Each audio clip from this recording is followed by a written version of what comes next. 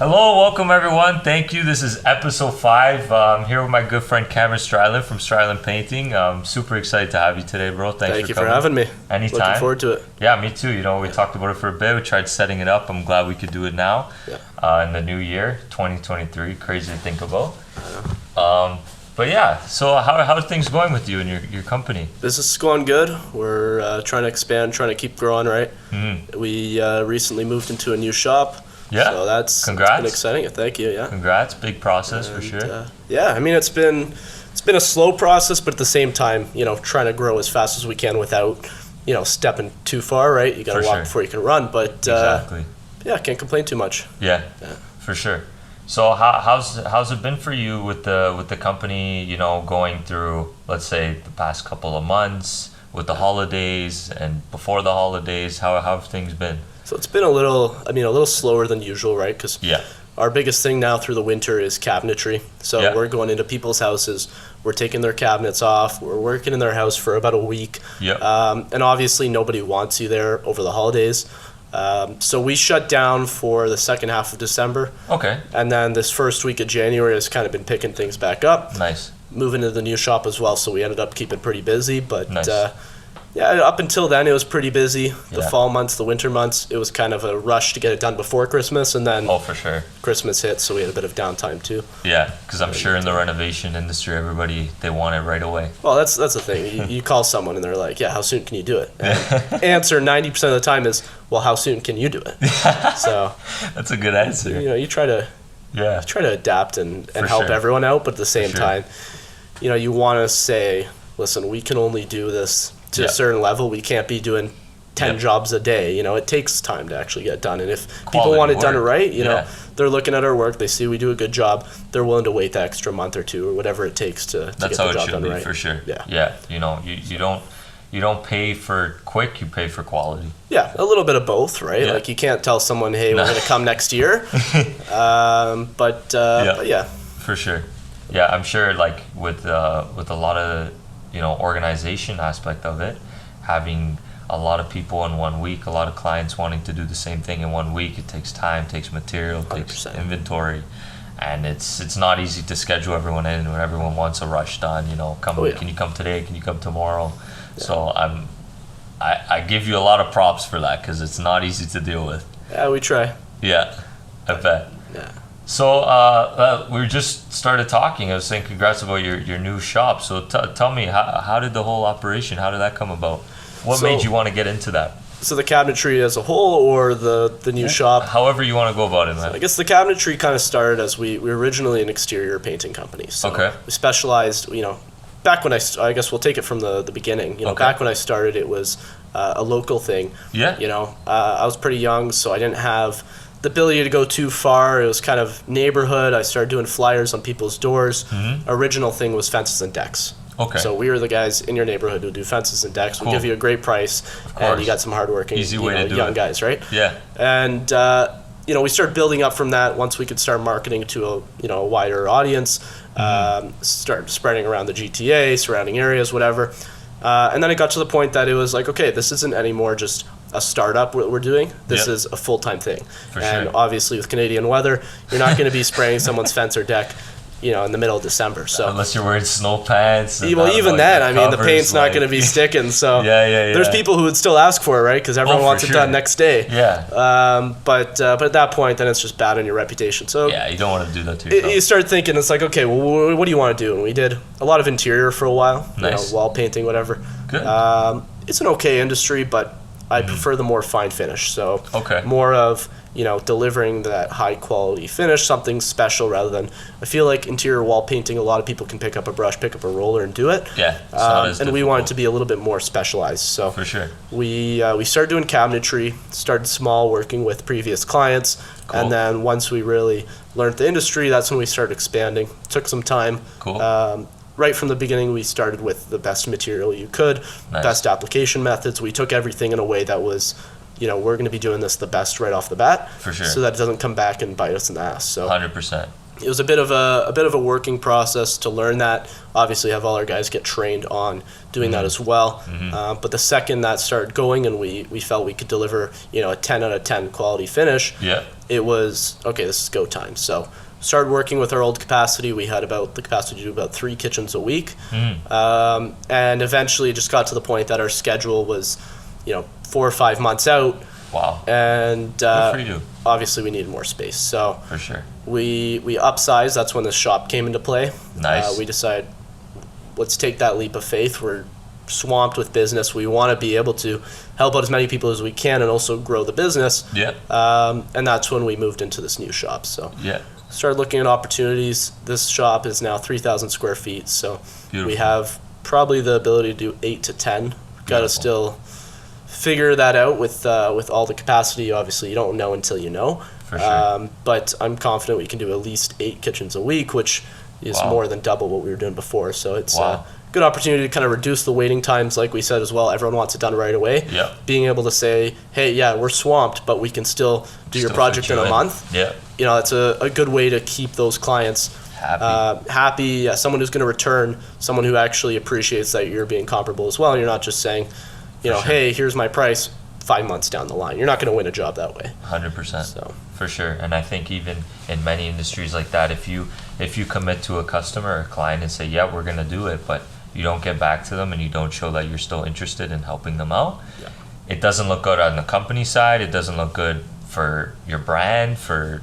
the people who you work with you. It's, you have to really be aware of what you're committing to, when you're going to do it, and everybody appreciates it. Customers are happy, you're happy, and it's a win-win situation at the end of the day. Yeah, of course, first impressions are a big one, and a lot of the time in this day and age, it's not in person. So the first impression is when someone texts me or someone calls me. Yeah. Even if I don't answer the phone right then and there or see the message right away, having those systems up where you can automate some of that. Cool. And if you can't automate it, then being actually, tentative to what's coming through your phone and constantly checking and getting back to people is super important as well. Cool.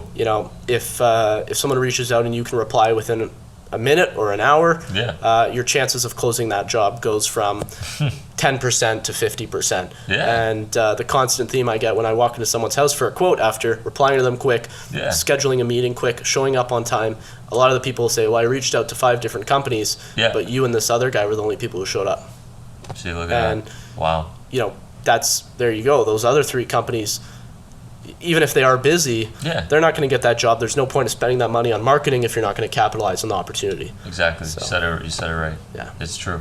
It's insane to think, like you said, you can reach out to a company and say, hey, can you do this? And if you don't hear back from them in at least an hour or 2 or whatever, your chances of landing that, it's insane how big the difference is. It drops super significantly, especially with, people these days have a very short attention span. Oh yeah. You got me a lot included. I mean everyone. It's impossible to avoid it. But you look at the kids these days versus even our age or the generations older. They're growing up with that iPad at the dinner table kind of thing. You got TikTok and these social medias where it's swipe, swipe, swipe, constant attention span decreasing, right? So if you don't capitalize on that opportunity, someone scrolls through their Instagram, they see Stryland Painting pops up. I want to get my kitchen done. They click it, they're interested, but their interest is not going to last 5 days. If you can message them back within the hour, I'd say you're already way ahead of the game. For sure. You can be a shitty company, and you can probably still have a better chance of closing that job. For sure. Now, if you're able to deliver that good first impression, respond quickly, and provide good quality, then there you go, you're set. For sure. So. Well said, man. So tell me, we talked right now about how long you've been going into it, the process, now opening your shop, but why did you want to get into the painting industry? Like, what made you decide that? Yeah, it was a bit of a fluke, I guess. Okay. I wasn't thinking, growing up, I wanted to be a painter. Yeah. Happened by chance. Originally, I don't come from a family who's worked in the trades before. Both my parents were very opposite side of the industries, right? My dad's in real estate, my mom's a photographer, so nice. Totally different viewpoints on it. And so I never really crossed my mind I want to be in the trades. I wasn't exposed to it. So growing out my first job, I worked at a golf course. Cool. I enjoyed that. That was a bit of working with your hands, but at the same time, it was just a summer job. Exactly. And then the real opportunity came along when I got hired for a caulking company. So, really?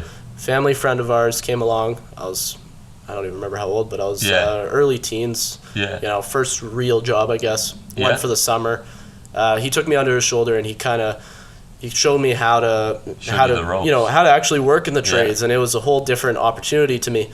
Something that you don't get taught in school is, you know, what is actually behind the scenes. You're not just showing up, and you're not just in caulking, for example, applying a bead of caulking to their window. Yeah. You have to now get that client, close that client, schedule the job, make sure there's people on site, maintain a relationship. It's a lot more to it, and that excited me. So for he was, he was great at mentoring me in that aspect. Nice. He took me on as an employee, so I was doing a lot of the labor as well. But he also showed me the ways of what he does in his business, and I think that kind of inspired me to consider the trades, right? Yeah, and do your own thing. Beyond that, it was, you know, started off in my neighborhood. I was seeing people painting their fences. Yeah. I was doing a lot of like the lintel painting on the windows.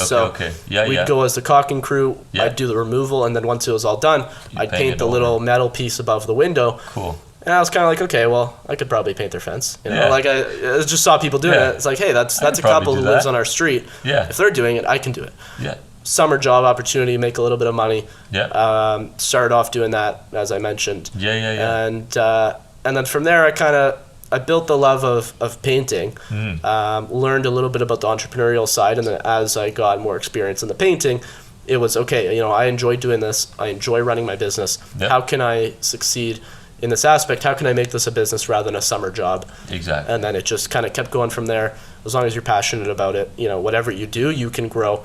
It can be something super, super simple. It can be something really complicated. But if you're passionate about it, if you're driven, it's not even necessarily painting that got my attention. It was, you know, I want to be an entrepreneur. Yep. Painting was something that I enjoyed and I was good at. Yep. How can I capitalize on that opportunity? How can I grow? Yep. Exactly. Well said again, man. That's the right way to go. I think you have to. You have to be passionate about it. If you're not passionate about it, you're just it's one thing in the mind, and it's another when you actually say it, you know. For sure. Words are one thing, but doing it, you know, you got to walk and talk. Yeah. And there's many ways you can be passionate about it, right? Like, it's not always, a lot of people go into a job, the number one thing is the money, right? Yeah. And that's common, and that's okay, because at the end of the day, we all need to put food on the table. Yeah. But you're also going to make more money when you do actually care about what you do. 100%. When you show up to work and you are happy and you have a smile on your face and you enjoy seeing your coworkers, 100%. That makes the difference. And that's been kind of my motto through the businesses.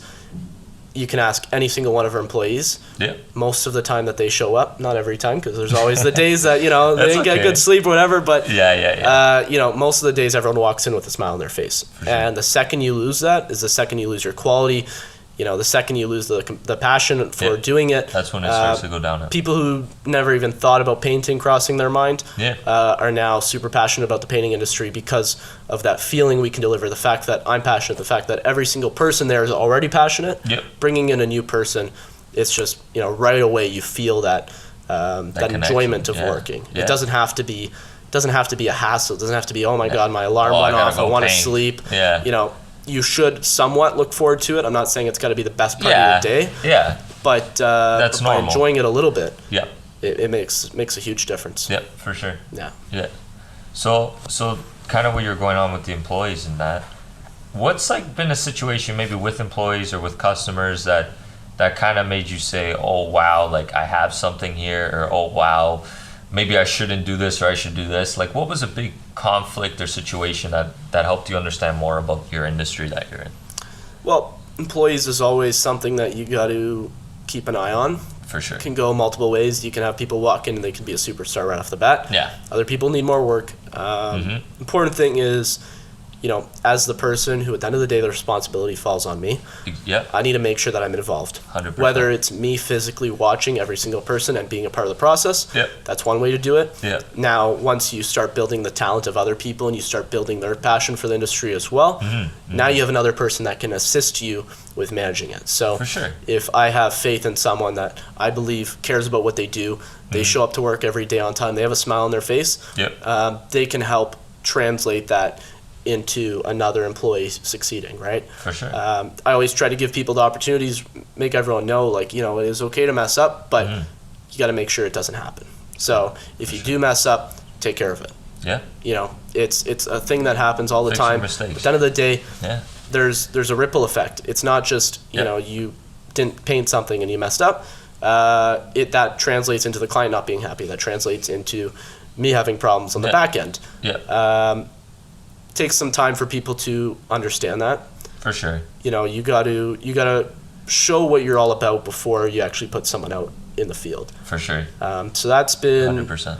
Not necessarily a problem, but a bit of a challenge. It's a challenge that you have to, every time you bring someone in new, you have to start from scratch. Yep. You can't just be expecting someone to show up. Even if they have 50 years experience in painting, they don't have 50 years experience with us. Exactly. It's a team effort. We're all 100%. There because we want to work. We want to contribute to something that's growing, that's going to turn into a great kitchen for a client or whatever the sense is. You're part of the team. You know, you help out as you need to. So that's got to be the biggest thing, employee side. Obviously, there's always the struggles of finding good people. You know, people can be inconsistent. Some might not show up. Some might show up early. So you got to build that expectation as well and follow through with it. Yeah, set a bit of a policy and go from there, I guess. Yeah. It's a big back end of a company, especially in the renovation industry. Trades is huge, you know. Trades with COVID, without COVID, whatever the hell happened there, but everybody needs trades. You can't say, oh, one day the industry's, I'm afraid it's going to change because of the future and, you know, technology. It will adapt. It'll adapt for sure. It'll change a little bit. It'll help it be more efficient, but at the end of the day, trades is quality. It's, you know, it's time. It's human made, human man product. You have to, you know, so your people, your clients, your employees is a big factor. If you don't have good employees, if you don't have employees that want to work for you, that want to give the quality that you want to produce, it's not easy. It's not easy. So I condemn you for that. It's really good. I think you got to have that, you know, tying to obviously the smile on your face part. One big thing I find with keeping a relationship with employees is, you know, whether you are friends before or friends after, you have to be friends because you have to have that mutual respect for each other. You know, I try my best at all times to understand everyone's situation.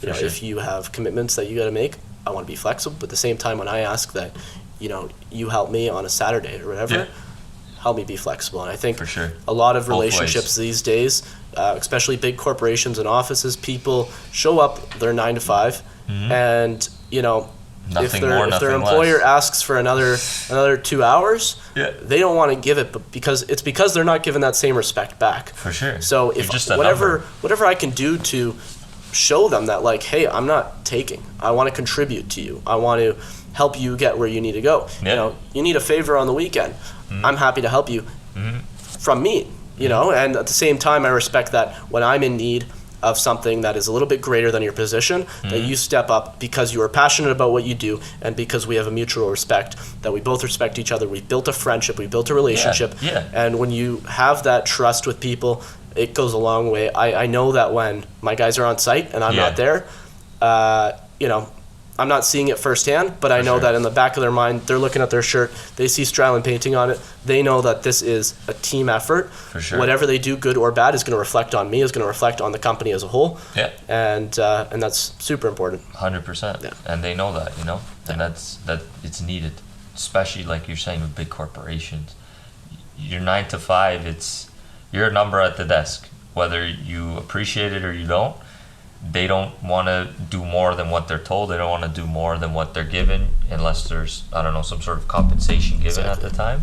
So it's a big difference. I understand why they wouldn't. You know, because they're not being taught that it's mutual. You know, if someone's not providing you, you know, growth in your aspect, why would you help them provide growth in their aspect? It's a team effort. No matter what you do, whether you're the largest corporation in the world or you're the smallest, you have to work with your people. You have to give a shit about everyone 100%. Else's, you know, not just their feelings, but their life. Like, you have 100%. To be a team. You know, it's the people you're seeing, honestly, more than anyone. Like, more than family sometimes. I walk into work every day. There's days I'll spend, you know, wake up till go to sleep at the shop, and these guys become your family. You have to treat them like that. You can't be thinking that everyone's a number. These are real people. These are people that you should care about, and if you don't, there's your first problem. 100%. Yeah. And I think another aspect of it is, friends is friends, but work is work. Yeah. So at work is one thing. You're always friends no matter what. I've dealt with this before too with people in my past, but when you go to work, it's not like you guys change attitude, but you guys have a different motive together. You know what I mean? So no matter who you work with, how long you've known them, you got to be aware that at work you're trying to achieve something, and after work, friends is 100%. Sure, you got to be professional. I mean? Yeah. And I think I've actually said this to some people in the past is, even if you are friends beforehand and you come in as a friendship, there's two ways to approach it. Mm-hmm. The negative way, it's what I don't condone, is, by being friends, you expect that you can get away with more, that you can take advantage of it more. You don't have to work as hard. I hate that. The reverse side should be, listen, because we're friends, yep. I'm going to treat you even better. Yeah. Not in a biased way, but no. because you're friends, I'm going to give you that opportunity to work for me. For sure. I'm going to give you that opportunity to take on. We already have that trust, so there's the advantage of that. Yeah. And in return, because we're friends, I hope you respect that this is not just your job. This is something that I want you to be a part of, not only because you care about the company, but because you care about me as your friend. Yeah. Don't put me in bad situations. Yep. And so there's two different ways of that is, you don't want the flip side. You don't want people thinking, because I'm friends, I don't have to show up for work and I'm not going to get fired. At the end of the day, you will get fired. Yeah. I might be more lenient if something comes up to work with your schedule because we have that relationship. We've already built that trust. Yep. At the end of the day, like I mentioned, at the end of the day, every single person on your team has to become your friend, has to become your family. For sure. And you build that relationship a little bit longer down the line. Yeah. By being friends before, you've skipped a lot of that step. You already have the initial trust. Yeah. And the people who come in brand new, you build that, you work with them, you build that friendship, that relationship, that family feel, right? For sure. It's true. So tell me, Cameron, what about going forward with Stryland Painting and the scale and the aspect? How's, you're scaling up a lot now, you're opening up 3,000 square foot shop, but how does this scale, the challenges, or how do you feel about it moving forward? It's, you can't look too far ahead and say this is what's going to happen. Yeah. I try to look at it as, one step at a time while having the bigger goal of patience. You don't want to set a fixed goal and say, this is what I need to do. Mm-hmm. There's a lot of steps that you're not going to understand until you get there. Yep. And so it's a process. It's a learning experience. You might not be exceeding your expectations. You might not even hit them. But at the end of the day, as long as you're working in that right direction, then it's great. Yep. I guess my way of looking at it is, and this is what I've done so far, is, let the punches roll. Yep. Is, if you have that opportunity to move into a shop, take that chance, move in. Right now, where we are, obviously we've just increased our capacity a lot. Yeah. Our goal is going to be getting from where we are now capacity-wise to fill that gap. So for sure. From doing 3 kitchens to 8, maybe 10. Yep. That is obviously more back-end work that not everyone sees, but now that means we got to talk to our marketing team and we got to say, hey, we have to push this even more to get these more leads. For sure. That means that more people on the back end have to get involved with sales, client relationship, because I still want to be replying within the hour, if not within the minute. Yeah, no matter how big you scale. No matter how big you are. Otherwise you're just your quality's gonna go down, your relationships are gonna go down, and then what was the point of scaling up? Exactly. So take it slow, do whatever you can to be the best at your business. Yeah. The one thing that I've realized as I've done this longer and longer is the money is not the thing that needs to drive you, because that will eventually come, but there will be a lot of days that you are losing money and you need to be happy about that. For sure. Because you need to understand that, hey, right now I'm not bringing in the amount of revenue to cover my expenses. But these expenses are an investment so that the revenue can contribute to this. Moving and forward. so that our employees can be making this rather than this. Yep. And at the end of the day, I believe you need to make that sacrifice as a business owner that you might not be making nearly as much as you probably could. But at the end of the day, you're going to be contributing more to the business. And at the end of the day, maybe it's a year, maybe it's 5 years, 10 years, 50 years, whatever it is, you're going to be achieving something much bigger. And at that point, if you want to stop growing, that is when you can start bringing in more profit. You can start paying yourself more. But don't think about it as a way of, hey, I want to make $1 million, you know, because if you want to go make $1 million, you're going to let everything else fail. You're not going to be paying your employees well enough. You're not going to be putting money back into the business well enough. The number one goal is how can we grow the revenue, not my individual profit. And that's the way I'm looking at it with everything. You know, moving into the shop, this shop will translate to more revenue. I might not be able to pay myself anything more, but it's opportunities. So going forward, I want to keep capitalizing on that. Down the line, I think we want to grow on our partnerships with other companies. We've recently partnered with a cabinet company for manufacturing as well. Congrats. A countertop company. Congrats. Building those relationships with people as well allows it to be more of a one-stop shop. Is you want to get a new kitchen, you don't want to get a whole new kitchen, so you want to refinish and save. Here's how we can help you. And then obviously down the line is, hey, maybe the next step is we start doing 8 kitchens and we say, hey, shit, now we need 10,000 square feet so we can do 40 kitchens. Don't know if that'll happen, but one step at a time. Exactly. Don't bite more than you can chew. For sure. You know? For sure. It's awesome. And so let's talk a little bit more about you, man. Like, and the entrepreneurial side. How has it been for you putting on this much risk, putting on this much liability to your name at a young age, you know, being a young entrepreneur? How has that felt for you? You kind of get mixed feelings. Like, it is obviously can be stressful at times. The fact that you are taking leaps of faith that you've never done before, especially as a young entrepreneur, you haven't done this before. So it's a new thing. The beauty is, it's kind of a double-edged sword. It's like, one, you're young, so you have the ability to mess up more because you still have a lot of time ahead of you to fix it. But at the same time, this is the time that you can grow the most. 100%. And so I'm all about taking that risk. I'm never going to take a risk that is going to negatively impact me and the people around me. For sure.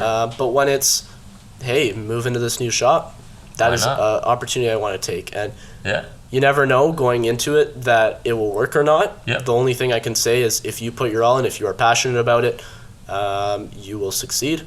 For sure. You know, it's you got to be passionate about it. Otherwise, those 18-hour days, 20-hour days. I mean, I think my longest day was 22 hours at one point. Really? And you don't feel very good going to sleep that day. But at the end of the day, you look back and you're like, I'm glad I did that. You're glad.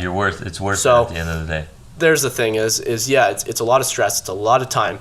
Your lifestyle balance, is sometimes there is none. Sometimes you're 100% working and you're 0% doing anything else that's supposed to be fun. As long as you're enjoying what you're doing, though, that work can be fun. It's worth it at the end of the day. So I'm all about taking that risk. Good. I want to take that opportunity. I'm all about the creativity and how we can keep growing. So whatever it is, for sure, I'm always happy to take as a person, right? And then the company is a part of me. So exactly. It's a part of you. It's part of your brand. 100%. I kind of feel the same way in a bit of it, because with this whole podcast, for example, like, there's no money making at all with this. This is completely just passion for me. For sure. This is completely passion for me and Nick. We get to talk with people like yourself, build a great network. We get to have a good time, and it's also a good experience as well, right? And I enjoy it, and I know maybe down the road, maybe there is revenue coming from this. Maybe there isn't. Who knows? But at the end of the day, I said it before, just be passionate about it, like you said, and the money will follow. Well, I can see you have that passion for it, obviously. The fact that you're going for it, you're excited to meet, obviously people behind the scenes aren't seeing what goes on back, but you're constantly there. You're looking for opportunities to grow this podcast. You care about it. You're not doing this. You're not looking at every single way to monetize it. You're not putting a shit ton of sponsors on the back wall to snag another dollar. You want to deliver the best opportunity to the people listening. You want to connect people together. For sure. And that's respectable. Like, you're down the line, and like I said, you got to start with the growth. You want to be passionate, and if the money comes, great. It will. If you are passionate about it, for sure, then people will see that, and that's how relationships are made.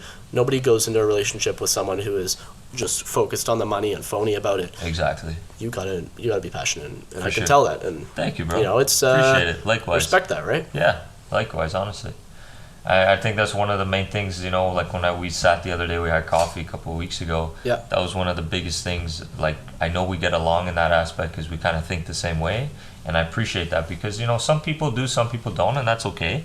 But it's a specific mindset to have, that entrepreneurial mindset. Yeah. And that's the goal with this podcast, is to talk with like-minded people that are entrepreneurial and to have a good connection for the people, not just us, but for the people who are watching. Yeah. You know, create a network online. So for Stryland Painting, for anybody who's come before and after, they can have that connection with us, they can have that connection with you, and it's one big network, whether it's local or not.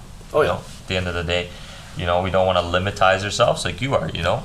You started off local, and now you're opening up shop. Who knows where that's going to take you? Yep. And the beauty with this, too, is it's virtual, right? The beauty with a podcast is you can be talking to someone in Australia across the world. Honestly. And, you know, you might not see it, but they might be impacted by what you say or what I say or what anyone else on the show says. Yeah. And it's a great way to look at it, is that you're always contributing with what you're doing, too. For sure. And so, like you mentioned before with our name, the lifestyle balance. Yeah. How has it been for you, your balance and your lifestyle between the business, between yourself, you know, your own spare time, with whether it's with family, friends who maybe you work with, friends who maybe you don't, and with the company? Has that ever felt like a challenge for you, or has that felt like something you're comfortable with, you know, organizing, or how's that been? Yeah, there's the challenge. I think that's, you know, no matter what you do, there's always the balance. Exactly. And that can get challenging because there's only 24 hours in a day, and you're supposed to sleep 8 of them. Yeah. So you're not left with a ton of time to work and to see people and do whatever. Yeah. I think when it comes to business, it's less about balance, more about consistency. Yeah. You can't be overcompensating on either side. Yeah. Obviously, you need to understand as an individual what it takes for you to sustain your happiness by being passionate about what you do. That balance feels a lot less one-sided because, like I said, when I show up to work and I spend 16 hours and I go home and I sleep, I'm still enjoying what I do that day. Yeah, you didn't do it for no reason. You know, I'm in the shop with the guys who I've built a friendship with, a relationship with now. Yeah. That doesn't feel like a hassle. Yeah. And so I think the biggest thing with balance is, you do need to allocate time to things that aren't work related. Yeah. You need to focus on your family because that's important. You Yeah. need to focus on your friendships outside of work, whatever it is, your own personal hobbies. Make sure you're taking time to take care of your body. Yeah. If you're passionate about sports, going to the gym, whatever that is, make sure you keep that time because the last thing you want is to put all your eggs into work. Yeah. And then you start looking back and you say, oh my God, I let go of, you know, whatever your personal hobbies were and regret that. For sure. And if you can build a hobby out of work, then that's great too, because, you know, there are the times when, like, you know, for me, I kind of got a little bit, I try to keep it pretty simple. I'm not always trying to do everything. I understand that I'm not going to be able to. Yeah. Work is obviously the most of my time because it's something that I'm trying really hard to grow. For sure. And we'll use the gym as an example, is when times are slow at work, I can go to the gym every day. It's like your outlet. Great. Yeah, it's a great way to go and feel good about yourself and, you know, actually do something active, which is good for your body. And your health, too. And your mental health as well. Like, for sure. Going to the gym, working out is a great way to keep your mental health in check. Yep. And there are times when I won't be able to go for a week because work gets busy. And you have to understand that balance won't always be perfect. For sure. But by keeping the consistency in the business, you don't want to overcompensate. You don't want to go for a week where you're working 20 hours every day, and the next day, and the next week working 4 hours every day, or not working at all. Yeah. And that's, I think, the biggest problem, and I'm seeing it a lot in other small companies or young entrepreneurs as well. Is you do have to understand, like, and I messed up doing this at the beginning. Is I put all my eggs into work. I was like, you know, I'm gonna go 7 days a week. Paint. 16 hours a day. Yeah. And then that week's over and you get home and you're like half asleep. Yeah. And then the next week, eventually it gets to a point you're going to burn yourself out. Yeah. On day 8 or 10 or maybe it's 5, whatever that number is that gets to you, you're going to burn yourself out. And then that next recovery time, if you try to keep working or you don't try to work, then you're, you know, making no progress. Yeah. And if you keep trying to work, your progress is going to slow down so much it's not worth it. Efficiency, you're not going to enjoy it after. No. Yeah. You don't want to be miserable showing up off 3 hours of sleep and 8 days back to back of extreme hard work. Yeah. You have to allocate that time. You got to spend time with your family. You know, you can't look at it as a wasting time. Like, people will look at it and be like, oh, well, I wasn't productive today because it's Sunday and I saw my family for 3 hours. And because of that, I wasn't able to go and sell a job. It's like that job can wait until Monday, okay? Literally. I'm all about getting that first message across. Yep. But you have to allow yourself to recover, keep that downtime. Even whether it's 8 hours you need or 3 hours, you got to learn that as yourself, but you have to have that balance or you're going to burn out and then you're going to go nowhere. For sure. 100% agree with that. Yeah. With anything you do, it's the goal. That's why we love this topic of the lifestyle balance, because it can go any which way. Business, not business. It's involved in everything. Yeah. Whether it's positive or negative. For sure. Right? So, well, Cam, thank you, bro. I appreciate you coming. It was a great conversation. Great to have you. Good chat. Love to talk again. 100%. And see the progress and the growth that you're for sure gonna make shortly. I already know. Yeah, let's get back on in a year's time or whatever and see where both of us have come, right? For sure. Yeah. It'll be cool. Well, I appreciate you guys having us. And, thank you. It was a good chat, like you said. Yeah. And hope you guys have all the best. Thanks, bro. Looking forward to seeing your growth as well. Thanks, bro. Thank you. That was good. Awesome. Thanks, bro.